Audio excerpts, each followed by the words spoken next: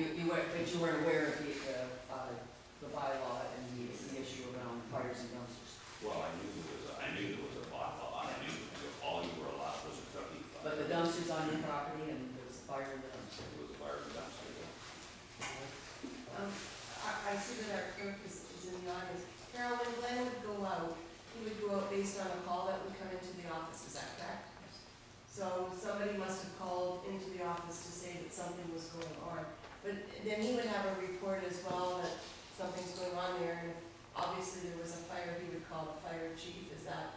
I believe that's what Dave was saying. And would our bylaw officer also make sure that at that point, that the information about the bylaw would be given to the homeowner?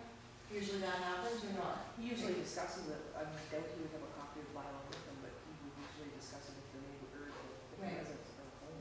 So if somebody wasn't home, would we send a copy of the bylaw to them so they would be aware that they're going to do it or anything? I don't know what the procedure is, that's why I'm asking. I'm not trying to put you on the spot, but I'm just. And I'm not sure. He likely would not because this one was dealt with. Okay. As I think David explained, that the OPG code plan is uninvolved either, and left it to the fire chief's discretion as to how to handle it. So. Would the OPP have gone to this location, like when a fire call is put in or gather all these vehicles go out, then that's what the cost is about? OPP didn't respond. They called us. They called you, so then. Yeah, Glenn called me by. So then how many pieces of equipment would we send out, Dave? Would we send out 3, 2? That fire we sent it for response, three vehicles and whatever manpower is available and they're billed accordingly. And this is in a really, like this is a real residential area where there's In the homes and port. schools all around, right? It's in the A middle lot of from things. the school. Okay. And just, can we have a clarification as to what the policy is and what the fine is? Was it fine? It was just charged with The charge for the fire truck, which is, it's a standard fine, or standard It's a charge, fee per it's a truck per standard hour per fee minute. for There is a fine, it Yeah. can be implemented at $250 to the firm, however we didn't. but this is the cost of the equipment coming out to deal with the issue, which is approximately $700 usually. Yes. There was no bylaw fine on it. A question, how long has this dumpster been on your property? Let me see. From, not the same dumpster, but there's been a dumpster there continuously from December. This particular one, probably there, maybe a month. Okay, has it ever been empty? Yeah, well, they empty it, they bring a fresh one, they empty it, they bring a But fresh I mean, the dumpster that caught fire, how long has it been on your property? dumpster that caught fire, maybe a month or so.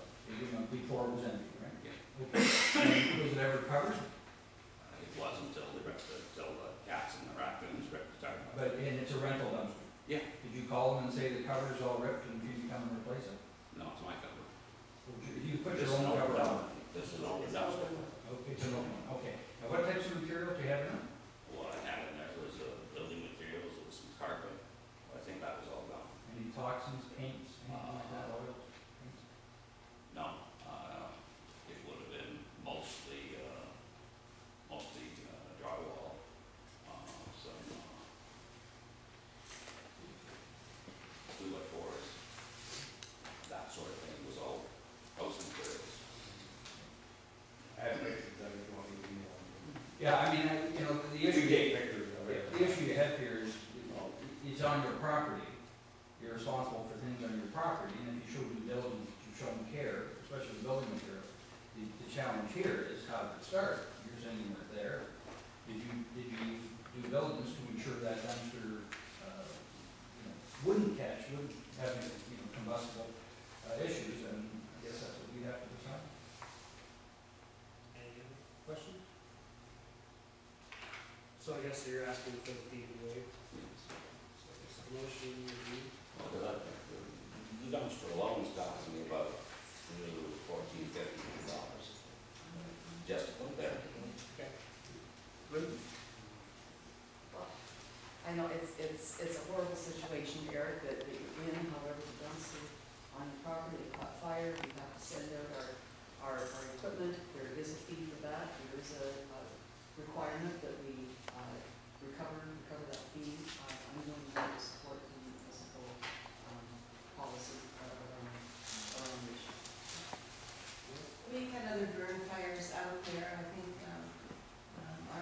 Chief actually had a couple of burn fires that, that happened there. And I guess we have fire chiefs, unfortunately, maybe for yourself, but we have fire chiefs that go out there that do their due diligence and do their job, and they trust the men that work under them. And these guys go through a fair amount of training to be able to go out there to do that, so I'm afraid I can't support the motion to waive the fee. I just made a motion To, not to waive the fee. Okay. so you're seconding That that? was my motion. I'll second this motion. All right. The motion is that we will not waive the fee, seconded.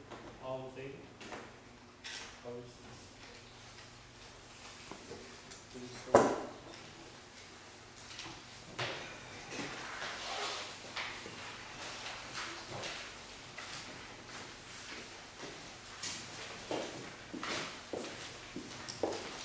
Well, since we have most of the forest fire department here, we don't want to take them too far out of the jurisdiction. Maybe we should move that item up on the, next item on the agenda. If we want, we got with the item 7.1. Move by Gary. Just on the point of order, I think the minutes from May are kind of pertinent to that issue. I wonder if we go through the minutes first. Okay. If you look under new business, I think there's a, Okay. All right, I'll make that adjustment after the minute.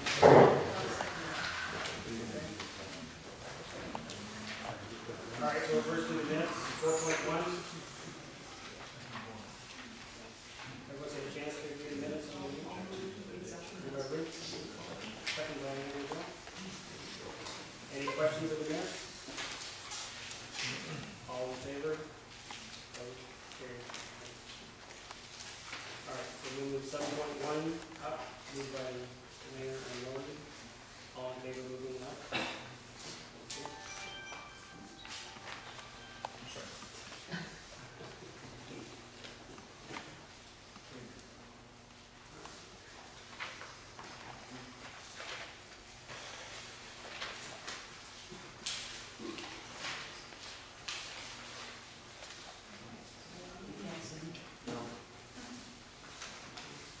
All right, Sorry, Rick. Yes, sorry, Rick.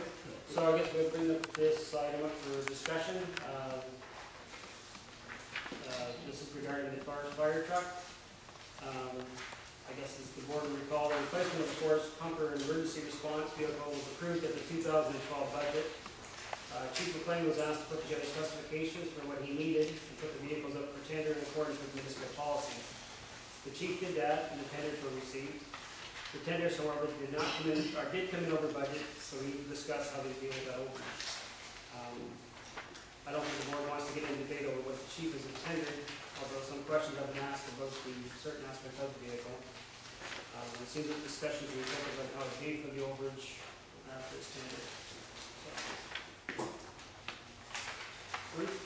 Okay, well, I'll start, because I've got a couple of questions for Dave, but, I mean, it's certainly my opinion that we're not here to discuss whether or not we purchase this truck. That decision we've made. So I think what we need to look at, though, are the options as to how we're going to pay for it. Janet has a report here. There are 4 options, and there is a recommendation. So I think that's the focus of our discussion. But you know, there are some questions, and so we'll need Dave, we need you to help us answer them, and if you don't mind. So I guess just like one obviously is like, are there options to reduce any of the costs? And if there are, okay, what are they? But if there aren't, then just say no, and why not? no, but just before you go there, okay, before you go on a point of order, this has been my concern on this whole thing, procedure. In our minutes, we've confirmed that the council, we only tender items that are approved by council, correct? Okay, so this was tendered, it was approved by council. So now we're talking about this thing being over budget, which if the 2% had been applied. That's out of order, Doug. No, it's not. That's not.